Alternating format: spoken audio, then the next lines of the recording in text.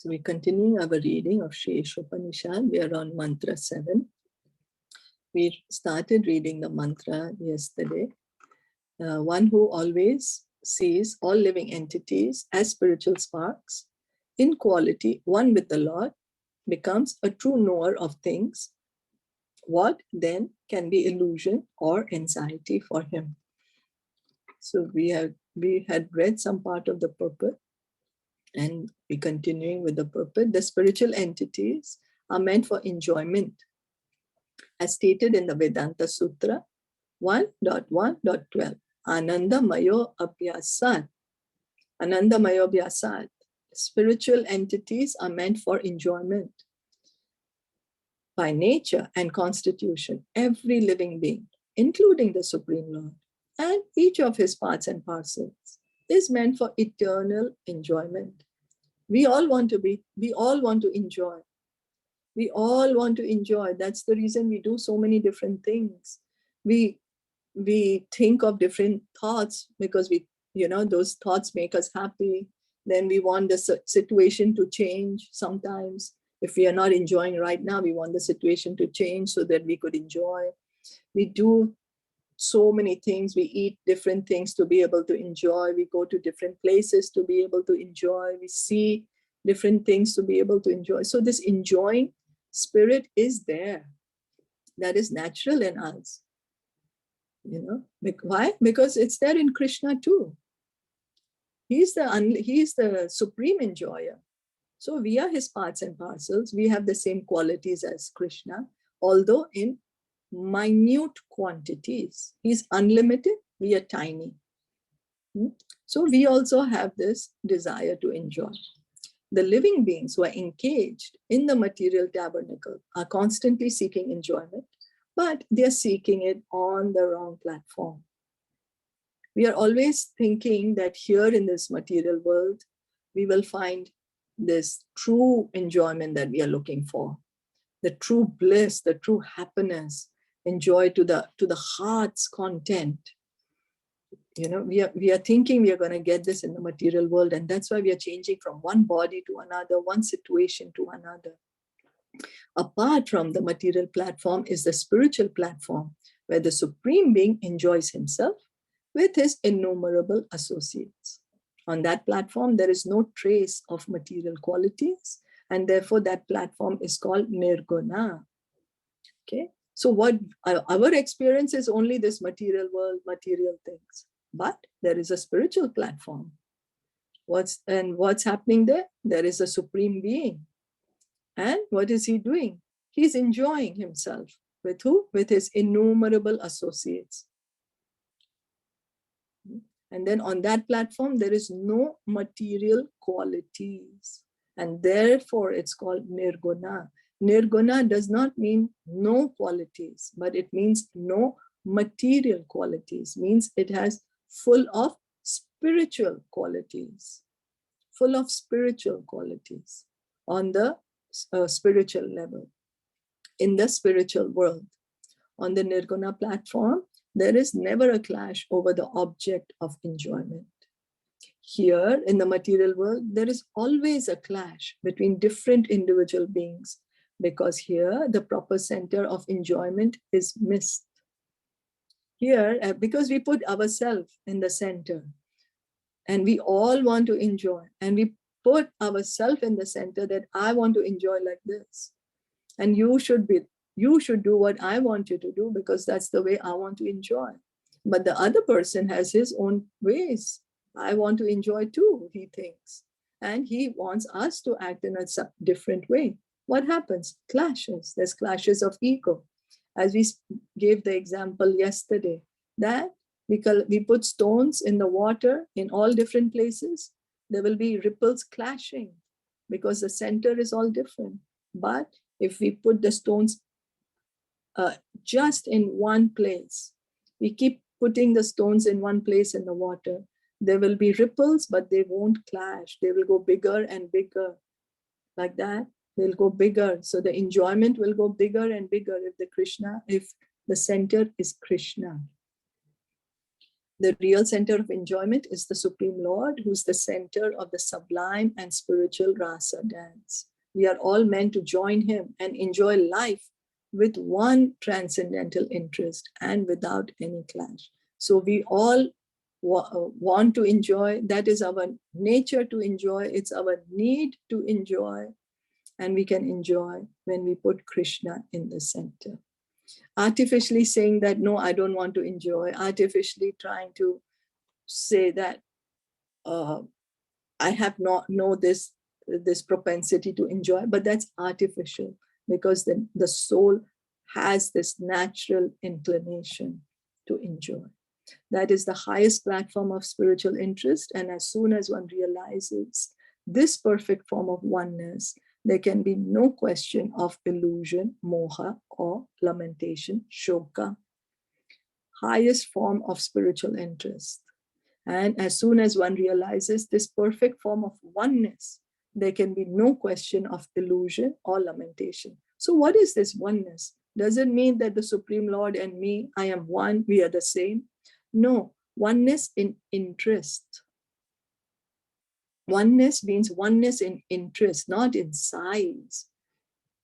We can never become God, although we want to, but we cannot. What is the oneness? Is oneness in interest, keeping the Supreme Lord in the center. And when we do that, then all our illusion is gone. All our lamentation is gone. Because then we are situated in our true position, in our natural position, in our original position, that we are eternally parts and parcels of Krishna. And we can enjoy only when we are in relationship with him, when we put him in the center of all our activities. By forgetting him, we are increasing our illusion and we are increasing our lamentation. So we just have to revive this natural love for Krishna. A godless civilization arises from illusion, and the result of such a civilization is lamentation. Godless civilization arises from illusion. What's the illusion? That there is no God, that God is not a person, that he is not the supreme controller, proprietor, or enjoyer. And we think that I am that enjoyer, I am that controller, I am the proprietor, I am God. So then, because of what happens with this illusion, then there is lamentation, there's unhappiness, there's suffering. Why? Because that's not our true position. We are trying to be someone who we are not. So how can we be happy? All our struggle is trying to maintain the status quo of being the controller or enjoyer or the proprietor. We are trying to convince others and ourselves, but we are not succeeding in that. So then we keep on lamenting. A godless civilization, such as that sponsored by the modern politicians, is always full of anxieties because it may be crushed at any moment. That is the law of nature. As stated in the Bhagavad Gita 7.14, no one but those who surrender at the lotus feet of the Supreme Lord can surpass the stringent laws of nature. How can we get out of this material world? How can we get liberation, mukti, moksha? How? Only by surrendering to the Supreme Lord. Lotus feet of the Supreme Lord. He is a person, he has feet. His feet are compared to lotuses, soft as a lotus, beautiful as a lotus. So, thus, if we wish to get rid of all sorts of illusion and anxiety and create unity out of all diverse interests, we must bring God in all our activities. So how can we give up our anxiety, our fear? How can we truly be united? How can we give up this illusion that I am this body, I am the controller, I'm the enjoyer, I'm the proprietor? By bringing God in our activities. We are always active. It's not that we are not active. We are active at every moment. At every moment we are active. So we need to bring God. All the disturbances in society, all the difficulties, all the imbalances in society is because of forgetfulness of God. That's all. So the result of our activities must be used to serve the interest of the Lord and not for any other purpose. So we keep doing so many activities, and then there are so many results of those activities. And what we want to do is, I will do this thing because I will be happy. It makes me happy. I will enjoy. But what we should work in such a way that it can serve the interest of the Lord and not for any other purpose. Only by serving the Lord's interest can we perceive the Atma Bhuta interest mentioned herein. Atma Bhuta. By serving the purpose of the Lord, we can be actually situated on that platform. Atma Bhuta interest mentioned in this mantra and the Brahma Bhuta interest mentioned in the Bhagavad Gita 18.54 are one and the same. So this is the point of liberation. This is the point of mukti, moksha. What is it? Serve the interest of the Lord. That's what it is. Bring the Lord in the center of all our activities. That is liberation. All our activities for the pleasure of the Lord. Then, if I do activities for the pleasure of the Lord, then I will be unhappy. No, that's our true position. Because the happiness that the Lord feels, He shares that happiness with us. We feel happy when we are connected with Him. We were hearing in Caitanya Caritamrta, Krishna came as a devotee. He came in the mood of a devotee as Lord Chaitanya. He wanted to feel the happiness that the devotee is feeling. What happiness is the devotee feeling by serving me? He wanted to understand that, and he couldn't understand it till the time he came in the mood of the devotee. So the Supreme Atma or soul is the Lord Himself, and the minute Atma is the living entity.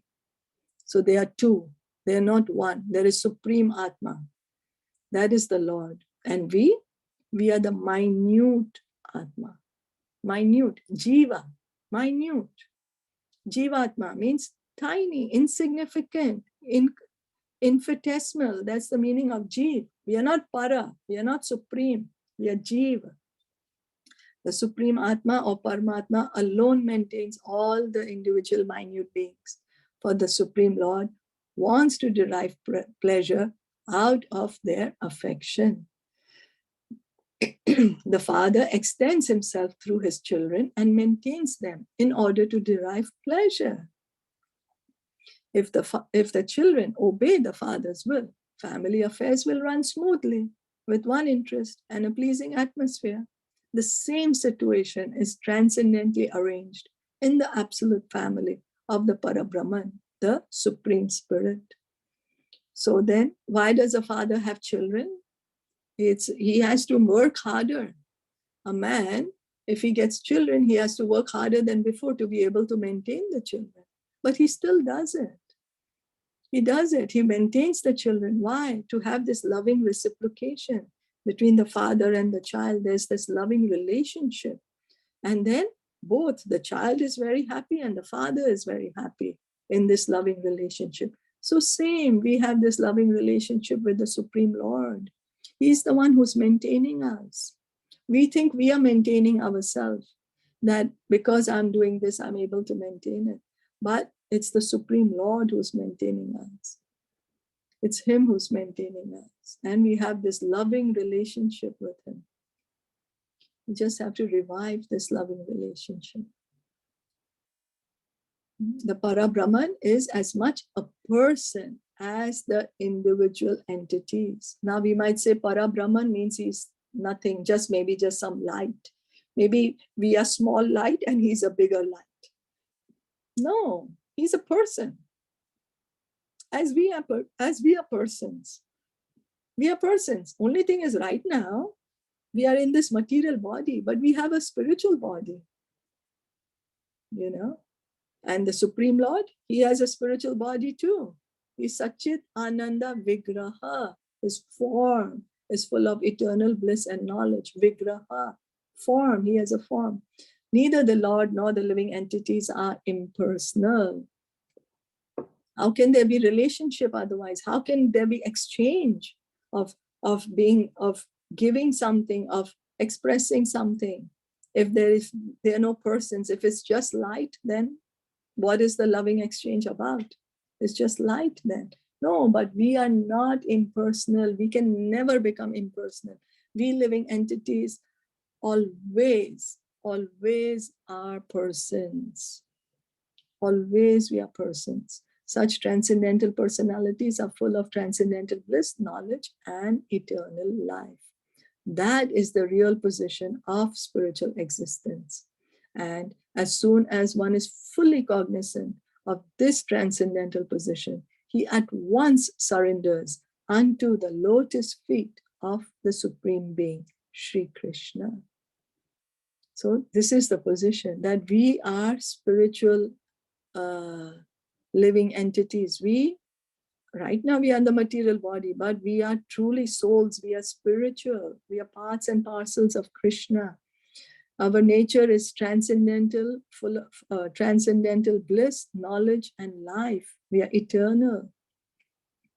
And we have a loving relationship with the Supreme Lord, with Krishna. Once we are fully able to understand this, we at once surrender to Krishna, because he's the Supreme Lord. But such a Mahatma or great soul is very rarely seen, because such transcendental realization is achieved only after many, many births. So this is a Mahatma, fully cognizant of his transcendental position. This is a Mahatma. He's understood what is his transcendental position, fully cognizant. And what does he do? He at once surrenders to the lotus feet of the Supreme Being, Krishna. But Krishna himself says in the Bhagavad Gita that such Mahatma or great soul is very rare. It's very, very rare, because it takes many, many births to get this realization. Once it is attained, however, there is no longer any illusion or lamentation or the miseries of material existence or birth and death, which are all experienced in our present life. That is the information we get from this mantra of Sri Isopanishad. So once we are on this Brahma-Bhuta platform, we surrender to Krishna, then no more illusion. Why no more illusion? Because that's the true position. Illusion is what? When we are thinking somebody who we are not. That's the illusion. When we are in our true position, then there is no illusion. And because it's our true position, there's no lamentation, there's no misery, there's no birth, no death. All that we are experiencing right now, only because we are thinking we are the body separate from Krishna, because of our forgetfulness of Krishna. So then here it says, only after many, many births, what to do? We do not. So that means we have to repeatedly be here. But that's the reason Lord Caitanya came. He gave us the highest. Just chant the Hare Krishna mantra. Chant the Hare Krishna mantra and revive. Come to this position quickly in this very life. No need to go to the path of the Gyan path. You know, if you go to the Gyan path, it will take you thousands and thousands of lifetimes till the point you come to the stage of surrender to Krishna. So take up directly surrender to Krishna. What is surrender? How to surrender to Krishna? Hear and chant. Hear and chant. So is that okay? So it's in our interest that, okay, even if we take the path of Gyan, and the point is that we have to come to the point of surrendering to Krishna, but that's going to happen after thousands of years. Then why should we waste time? If we have to do it ultimately, then why not do it now? Why waste? Why wait? Why wait for future lives? Do it right now.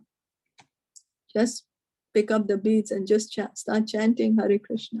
hear about Krishna. That's what it is. So that's how Prabhupada would say, chanting and dancing back home, back to Godhead. By chanting and dancing, we will go back home, back to Godhead. And feasting on Krishna Prasad. So we'll stop here for today. Thank you so much for listening in. Shri Isopanishad ki jai, Shri Prabhupada ki jai, Gaur Premanande, Hari Bol, Hare Krishna.